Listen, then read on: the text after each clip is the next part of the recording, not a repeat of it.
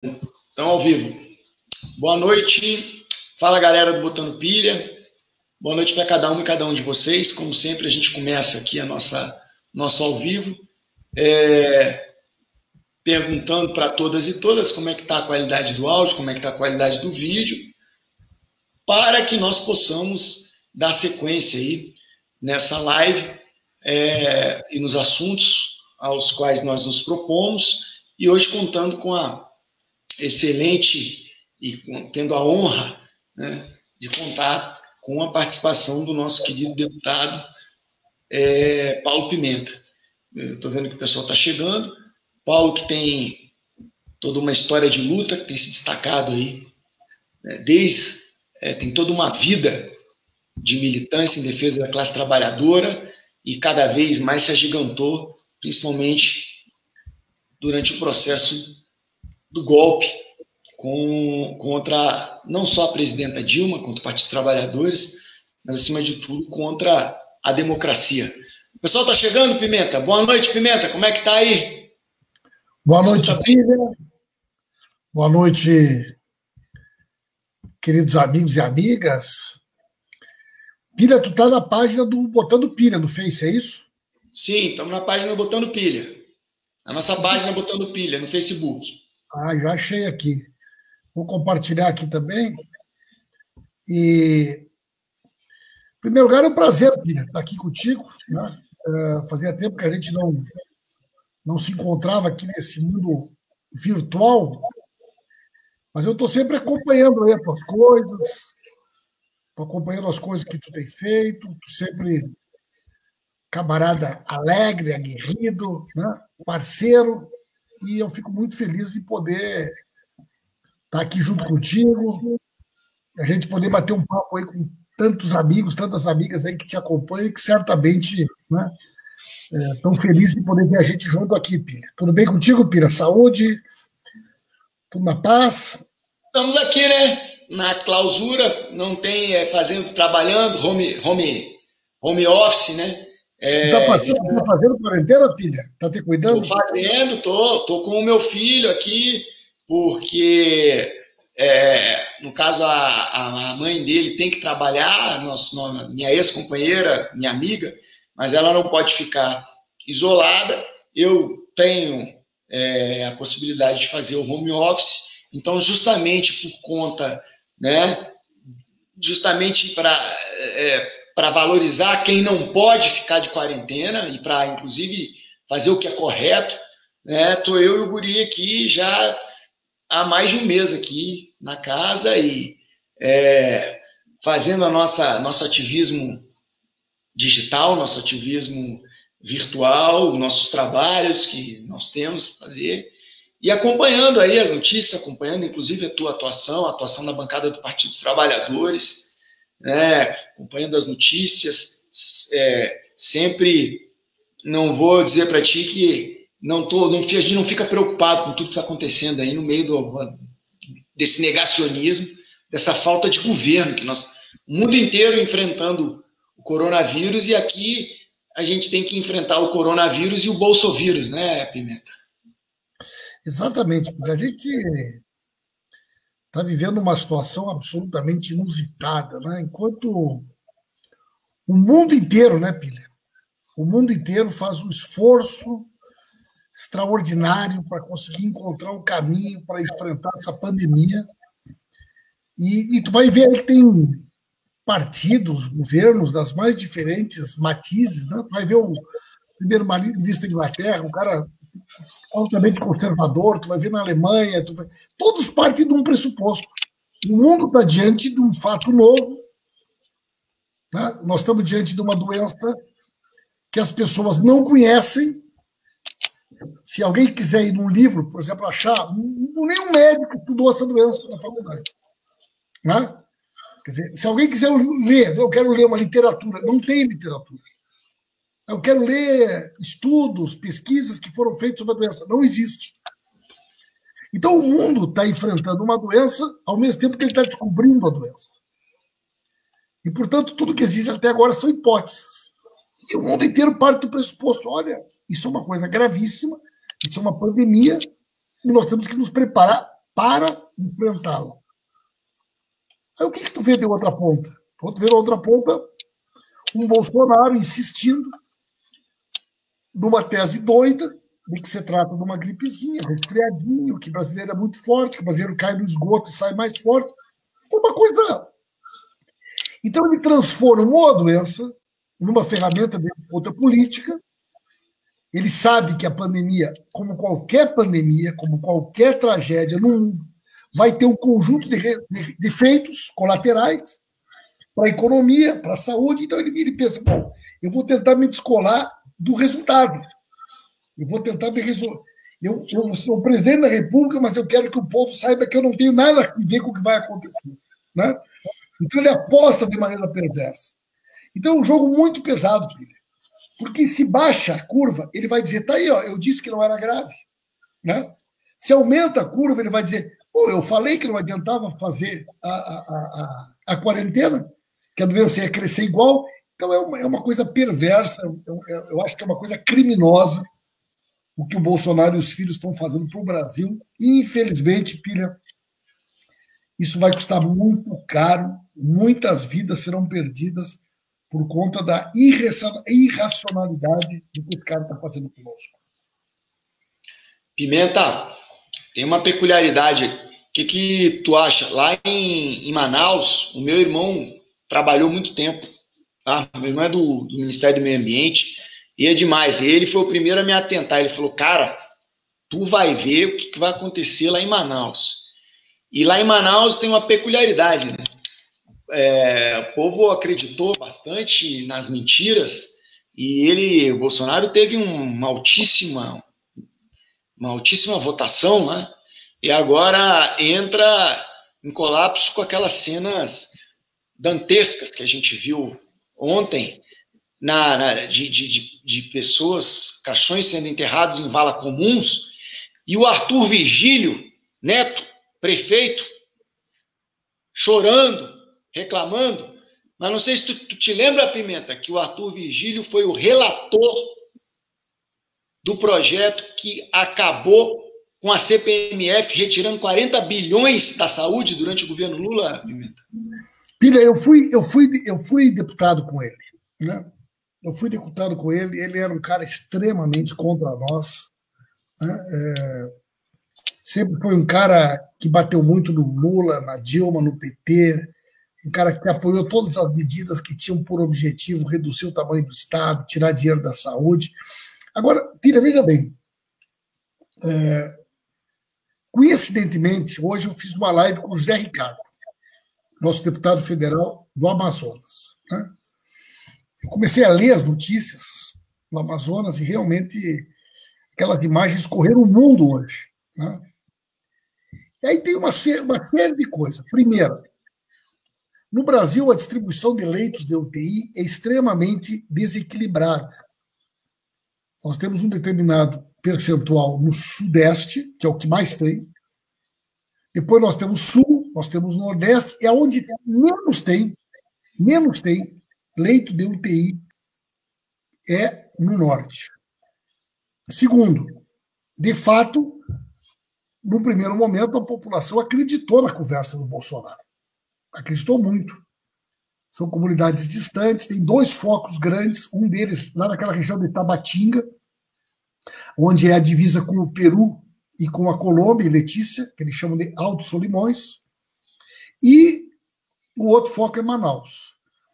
Manaus, os hospitais estão todos superlotados e todas as unidades de saúde estão superlotadas.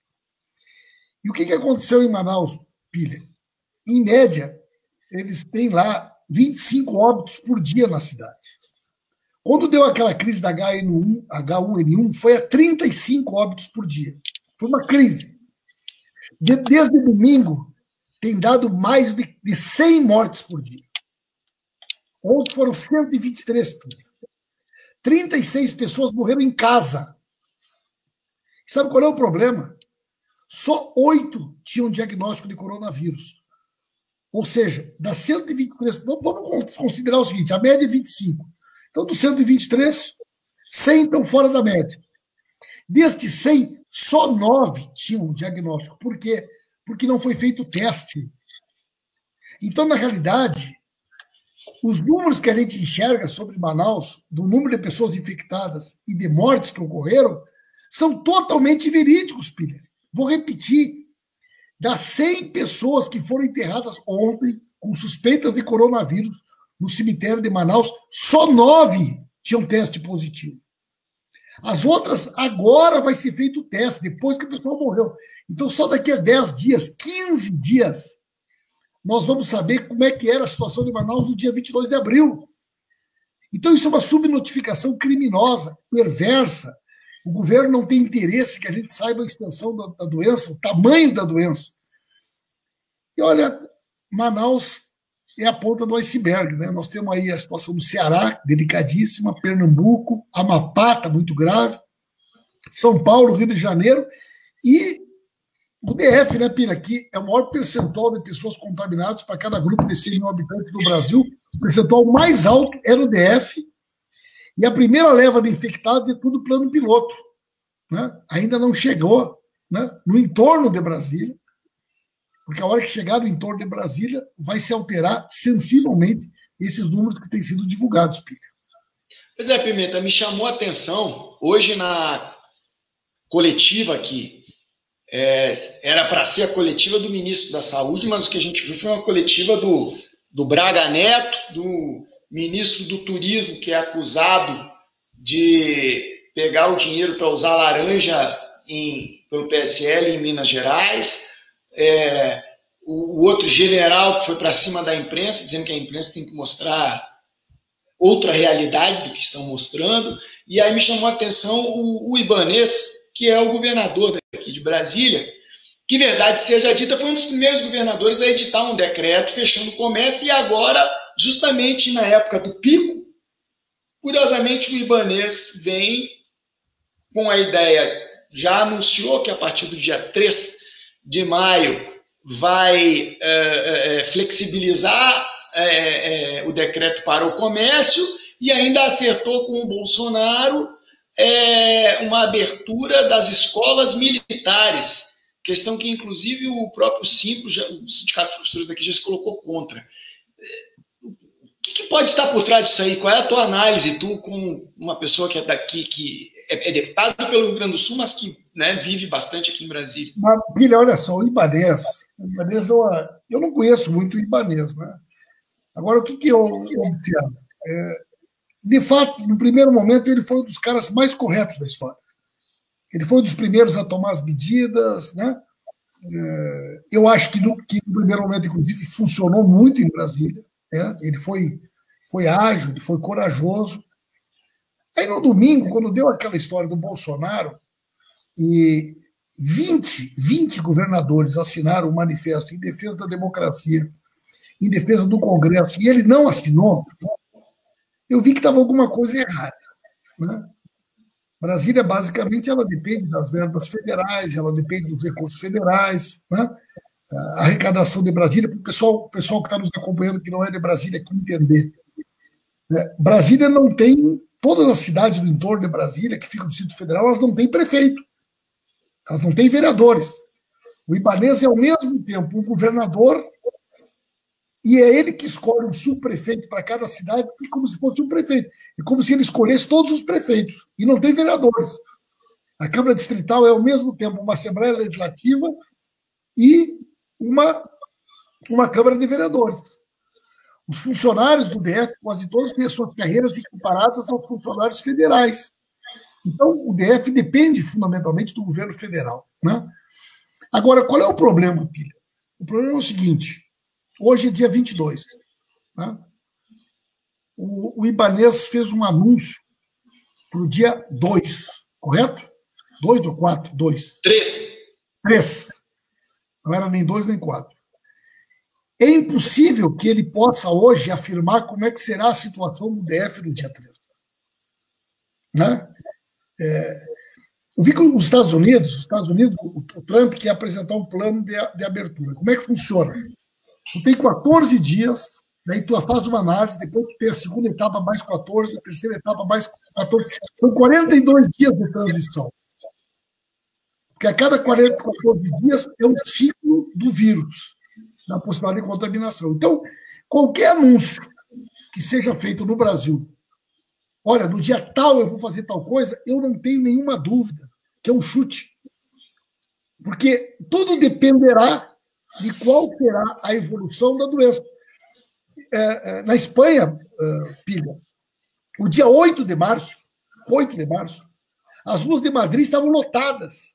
Uma das maiores manifestações do 8 de março dos últimos anos. No dia 14 de março, eles tiveram que fechar o país. 6 dias depois. Ninguém imaginava no dia 8 de março. Né? A Itália, no dia 27 de fevereiro, lançou aquela campanha Milão não para. Aquela campanha foi lançada dia 27 de fevereiro. Portanto, tu vê que quando a Itália explodiu, né, não havia nenhuma previsão, não havia nenhuma suspeita de que a doença poderia adquirir a dimensão que ela adquiriu. Então, veja que é muito difícil a gente poder dizer que isso que ele está programando, que ele está projetando, efetivamente possa vir a acontecer até o início do mês de maio. Pimenta, uma outra questão que eu até anotei aqui para a gente colocar, em meio ao que você colocou, que eu achei que foi muito interessante. O Bolsonaro está preocupado com o bolso dele, ele quer dar uma de espertinho, né? Se explodir, ele vai dizer, tá vendo? O confinamento não ajuda nada. Se não explodir, ele vai dizer, tá vendo? Estavam tudo errado, não tinha nada que confinar, mas tudo isso para tentar se descolar da crise econômica. Ou seja, nós temos a crise, né, a pandemia, o pandemônio, a crise econômica, e tu não acha que tudo isso que ele essa forçação de barra que ele está fazendo, ele já quer aumentar o caos, como todo fascista, ele quer a crise, ele quer antecipar. Não acho que ele já sabe que ele vai sofrer o impeachment por tudo que ele fez, que ele não fez, principalmente após a pandemia, e que por isso ele quer antecipar para fazer mais, ele está isolado, não está achando que ele está querendo se antecipar, achando que agora ele teria mais chance do que posteriormente, com todo esse monte de, desculpa a palavra, esse monte de cagada que ele está fazendo, aí está tudo anotadinho para ir para cima dele. Eu acho que ele quer forçar a antecipação da retirada dele via impeachment, ou é porque ele realmente é fora da casinha, mais do que a gente pensava? Não, eu acho que não, Pira, eu acho que não. Eu acho o seguinte, primeiro, o Bolsonaro, ele fez uma aposta que deu errada no primeiro momento. Não foi só ele. O imbecil do chefe dele, lá, o Trump, disse, é isso aí, esse vírus chinês é uma gripezinha que com qualquer ventinho leva ela embora. Até janeiro não você vai nem ouvir falar mais nisso. O Trump disse isso. O nosso imbecil aqui, que o garoto recado do Trump e os filhos, ouviu aquela bobagem, deve ter ouvido aquela sumidade daqueles filhos dele, né? E resolveu embarcar. Esse debate ele já perdeu, porque o Trump também perdeu. Todo mundo que apostou que não teria gravidade da doença já voltou atrás, pediu desculpas, o prefeito de Milão chorou, pediu desculpas, o Trump fez uma conversa que nunca tinha dito, que ele falou aquelas coisas para transmitir otimismo para a população, mas que ele sempre soube que a doença era grave. O nosso imbecil foi para outro caminho, né? Continuou insistindo. Veio com uma conversa louca, brasileiro é imunizado, cai no esgoto e sai mais forte. Né? Aí tem a história do avião, né? Do avião da peste, que veio de lá.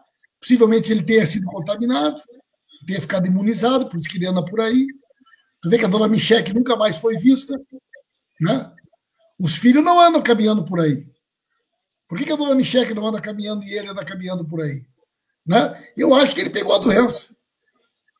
Né? Teve o sintoma. E eu quero ver como é que ele vai responder agora a história do exame. Né?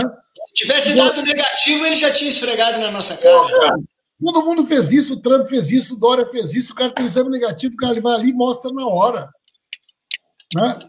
Agora, veja bem. Então ele está fazendo uma aposta, que não é aposta dele, eu já perdi na saúde. Eu vou apostar no cara que vai sofrer as consequências da economia.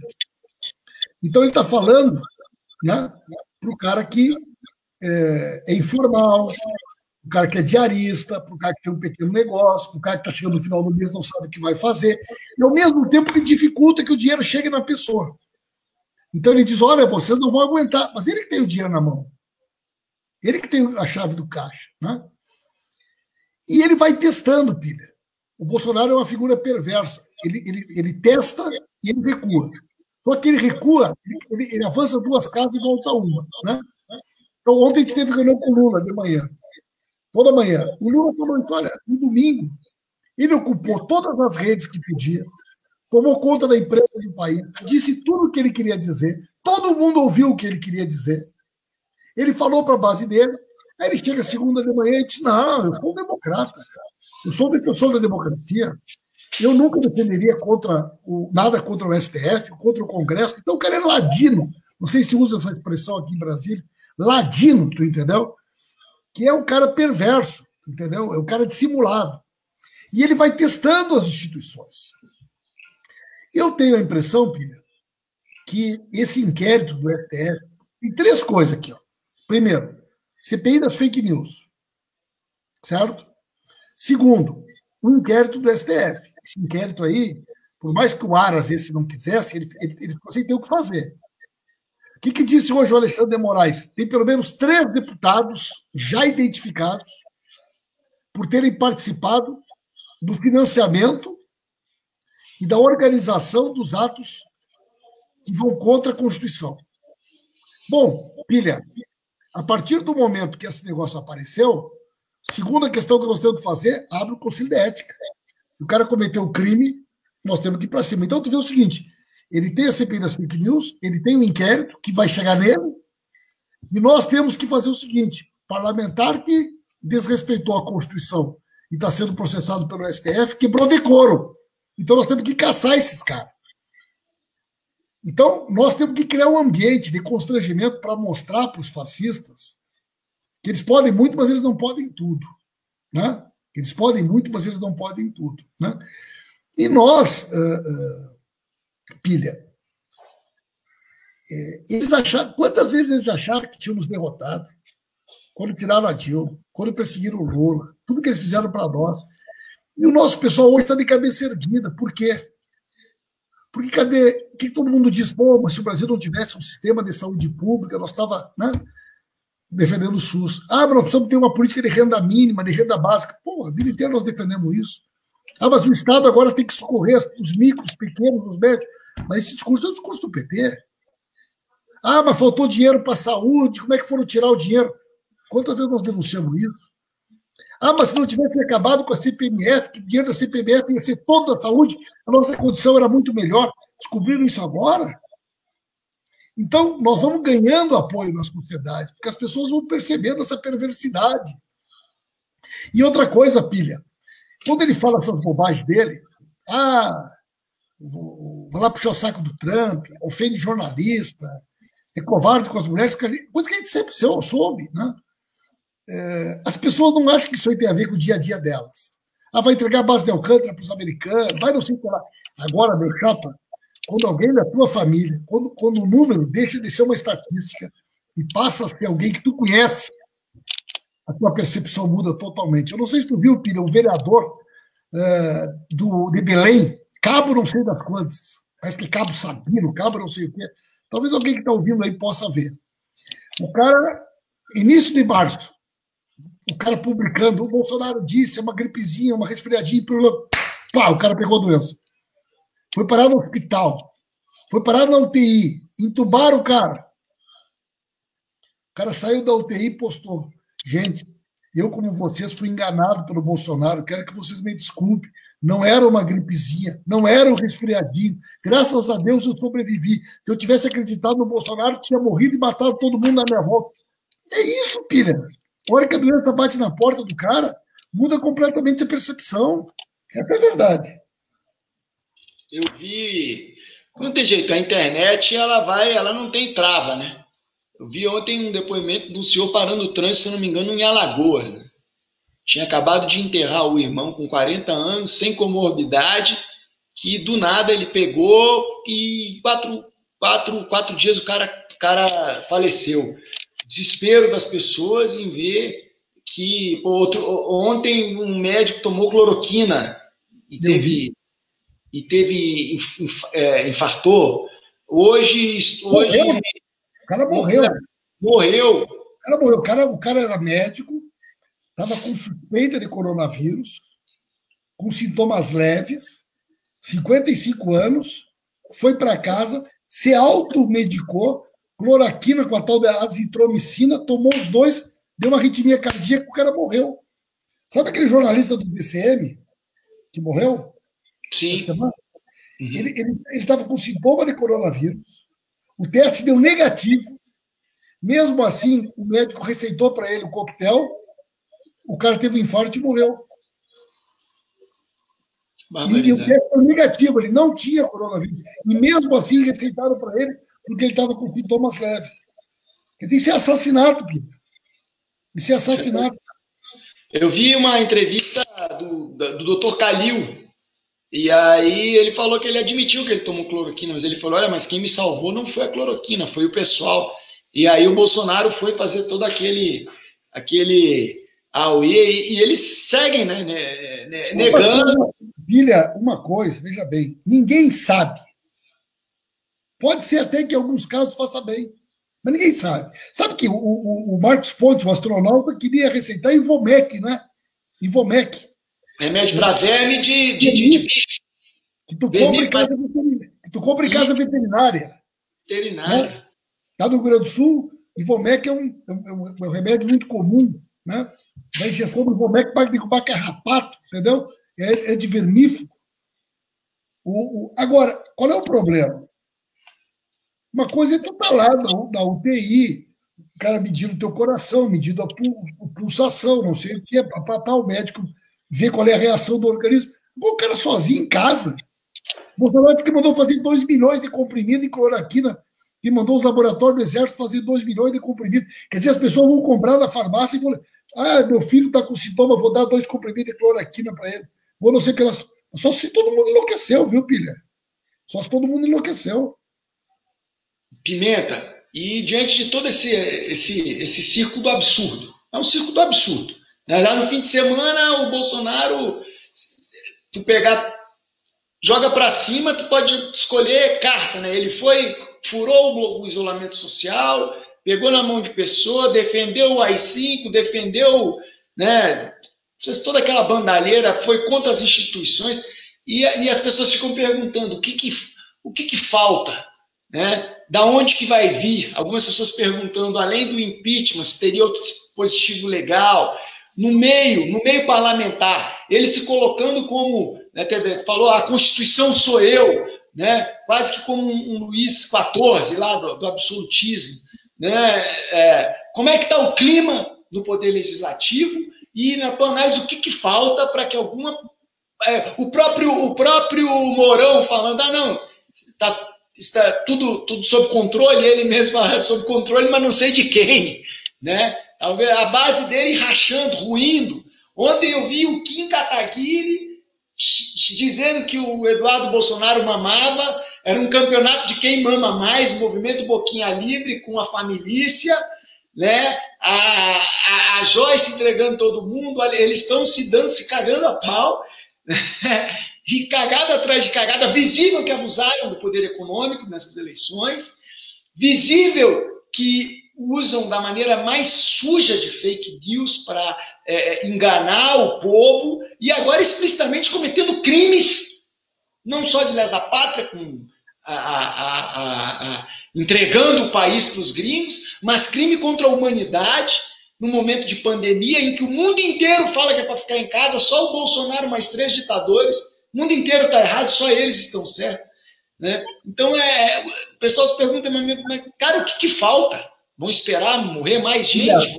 Ainda bem, tu é um cara bem formado, tu é um formador de opinião, o pessoal te ouve, é importante a gente aproveitar esse momento para o pessoal entender o que está acontecendo, certo? O Bolsonaro está tentando levar o Centrão para o governo. O Bolsonaro está tentando fazer um movimento. O Bolsonaro, nesse momento, ele não está preocupado em impedir que a esquerda tenha um candidato contra ele, porque ele sabe que nós vamos ter. O Bolsonaro está muito mais preocupado em impedir que tenha uma candidatura de direita ou de centro-direita contra ele. Então, ele enxergou nesse processo que o Dória se deslocou dele, que o Witzel se deslocou dele, que o Rodrigo Maia, que votou nele, hoje tem uma posição de independência, que o ACM Neto se deslocou dele. Né? Então, ele percebeu que a doença pode ser uma oportunidade de ele matar esses caras. Então, o que ele está tentando fazer? Ele está tentando levar o Centrão para o governo e, com esse movimento, ele quer impedir né, que o Rodrigo Maia possa conduzir a sua própria sucessão e que o Senado possa conduzir a sua própria sucessão. Né? Então, ele quer constituir a maioria na Câmara, quer constituir a maioria no Senado, e, a partir disso, das cartas do jogo. Certo? Esse é um movimento intenso. Com a bancada ruralista, que está capitaneando então, o PP. O candidato dele para presidente da Câmara é o Arthur Lira, certo? Que é o líder do PP. Quem está nesse movimento também é o Kassab, o PSD, e o PL, que é a antiga Igreja Universal, que é o Marcos Pereira, que é o Edir Macedo, o Valdemar da Costa Neto. E tu viu que ele puxou uma figura ilustre agora, que é o Roberto Jefferson. Né? Bob Jefferson. Para trazer o PTB. Então, tu vê que ele está montando um movimento. E com esse movimento, ele tenta isolar o Rodrigo Maia e recompor o governo dele. Ele mesmo, a semana passada, fez os contatos. Aí, no domingo, quando ele foi lá para frente do QG e disse: chega de patifaria, passou o tempo da velha política, eu não quero fazer acordo com ninguém. Os caras mesmo que ele vinha negociando não entenderam mais nada. O cara passa a semana inteira nos chamando, nos oferece cargo, nos oferece tudo. Vai lá na frente do QG e faz um discurso contra nós, porque a velha política é eles. Quem está negociando são eles. Então, é uma coisa... Né? Agora, esse assunto não está morto. Né? Hoje foi muito forte. O Arthur Lira hoje postou um vídeo com o Bolsonaro. Né? O próprio antagonista hoje estava especulando que já tem 200 deputados e deputadas nesse movimento para ir para o governo. Então, esse é o ambiente. Por isso que as pessoas, muitas vezes, elas se iludem de achar, mas por que você não entra com o processo de impeachment? Entrar com impeachment, você ter base, gente. Existe um ditado popular, vou repetir, não sei se usam aqui em Brasília, que é o seguinte: o que não mata, engorda. Entendeu? O que não me mata, me fortalece. É isso. Se tu entrar com um projeto de impeachment e escapar, isso é muito mais forte, cara.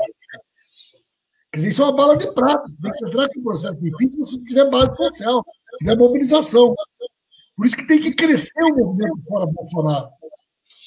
Por isso que foi importante a posição do Lula ontem. Por isso que é fundamental que o PT, como um todo, venha para fora Bolsonaro, para engrossar na sociedade, né?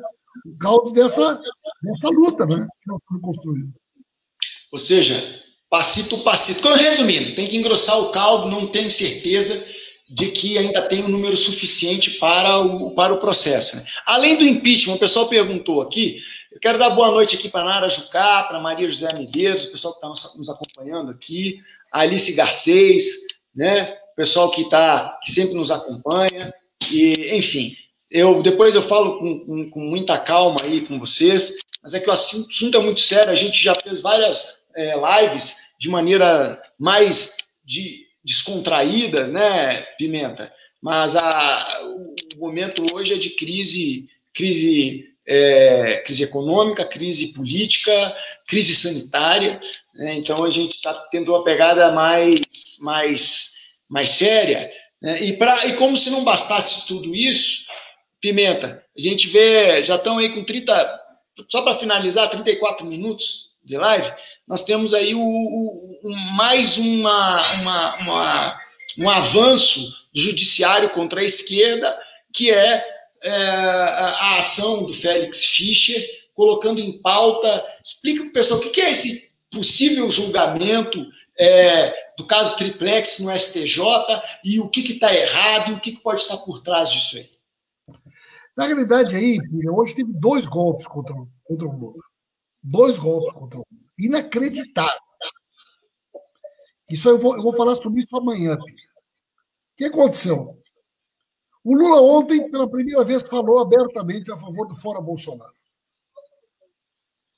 Reunião da bancada da Câmara e do Senado. Até então, o Lula vinha mantendo uma certa cautela. Mexeu no chefe do jagunço. O chefe deve ter acionado o jagunço.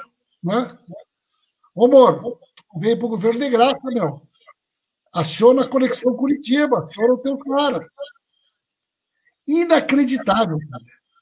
De madrugada, a 1h da manhã, o Félix Fischer, que estava meses parado lá, os embargos do Lula sobre o Triplex, botou na pauta para que, entre julgamento virtual, sem direito a ter debate, sem a participação da defesa, o julgamento virtual é aquele que o desembargador, o ministro, ele só deposita o voto dele, sem olhar o voto dele. Não é? Ninguém debate o voto dele. O que é um negócio escandaloso, inclusive rasgando o regimento do STJ, porque ele não comunicou a defesa. E eu já estava perplexo. Tu não vai acreditar no que aconteceu. Final da tarde agora, eu recebo uma informação que o Gebran também colocou em julgamento virtual os embargos da história do sítio. Hoje, eu vi no teu Twitter. Hoje, os 2 botaram em julgamento virtual hoje. Lembra a Conexão Curitiba? Moro, Gebran, Félix Fischer, Fachin. Por que a gente chama de Conexão Curitiba? Todos compadres, todos parceiros, todos com a mesma formação. Eles montaram a Lava Jato, né? O Teori desapareceu, né? Questionamos o Gebran, compadre do Moro, fez o editorial, a abertura do livro do Moro. O Félix Fischer era do mesmo time. Conexão Curitiba. Tu não escapa nunca. Primeira instância, o Moro. Segunda instância, o Gebran. Terceiro, o Félix Fischer. Quarto, o Fachin. Não tem como escapar. O que o Moro fez? Rapaz, esse filme eu já vi quantas vezes, rapaz. No dia do habeas corpus, para tirar o Lula. O Moro não era várias discussões. Acionou quem? Conexão Curitiba. Saltou Gebran, saltou Félix Fischer, saltou, na época, Raquel Dodge, Fachin, Thompson Flores, e pediram que o Lula, com o habeas corpus na mão, podia ser colocado em liberdade. Então, o que nós estamos assistindo hoje? É a resposta da Lava Jato à manifestação do Lula pelo Fora Bolsonaro. E certamente foi provocada porque o Bolsonaro deve ter... Porque o Moro está escondido, nunca mais ninguém ouviu falar. Né? Cadê o Moro? Cadê o Deltan? Cadê todo mundo? Né? Ele é um covarde, como ele sempre foi, mas o patrão deve ter cobrado dele. Tchê, tu acha que tu veio para o governo de graça?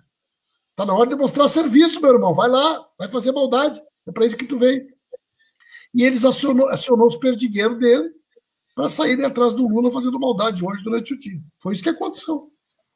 Pimenta, em termos técnicos, a gente sabe que o doutor Zanin já está fazendo o guerreiro, né, que é fazendo a defesa do presidente Lula. Mas em termos técnicos, a tentativa deles é de calar, não só calar, mas eles querem de novo prender o Lula, é isso? De maneira explícita. Não há dúvida de que, do ponto de vista político, foi uma resposta ao que aconteceu ontem. Nós vamos pedir anulamento. Eu digo nós porque eu me considero parte da defesa. Né? Eu falei com o Vadir hoje sobre isso também. Nós vamos pedir a nulidade de qualquer julgamento no STJ, porque o regimento é claro. As partes têm que ser consultadas previamente se elas entendem que o julgamento virtual traz algum prejuízo, e não foi feita essa consulta.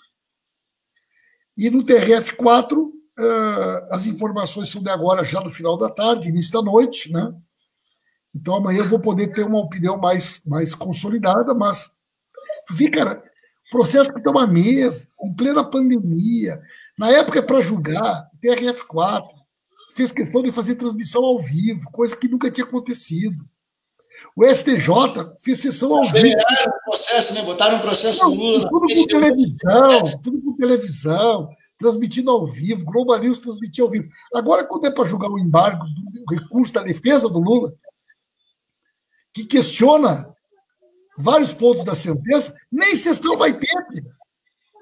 Nem sessão vai ter, vai ser um voto no envelope escondidinho sem ninguém enxergar. Então, isso é uma vergonha, isso é um negócio criminoso, isso é um negócio, a provocação, a perseguição que esses caras fazem ao Lula é uma coisa criminosa, pilha. Medo, né? Medo do maior presidente que o Brasil já teve.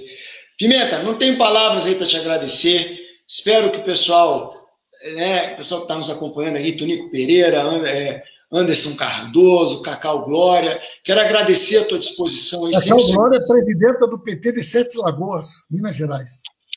O Pimenta tem uma memória de elefante, conhece todo mundo, roda o Brasil e conhece o pessoal pelo nome. Pimenta, quero aí mais uma vez te agradecer. Na realidade, o nome dela é Glória Contígio.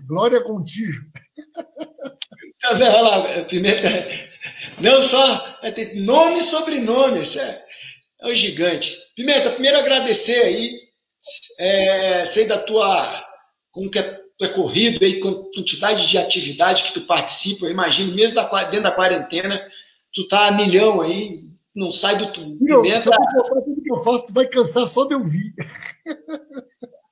Eu não sei. Tem uma outra pessoa diz, o que eu faço para render na internet? Eu falei, tu vai lá, tu entra nos canais do Pimenta, aí tu vê tudo que o Pimenta está fazendo, tu tenta, igual tu não vai fazer.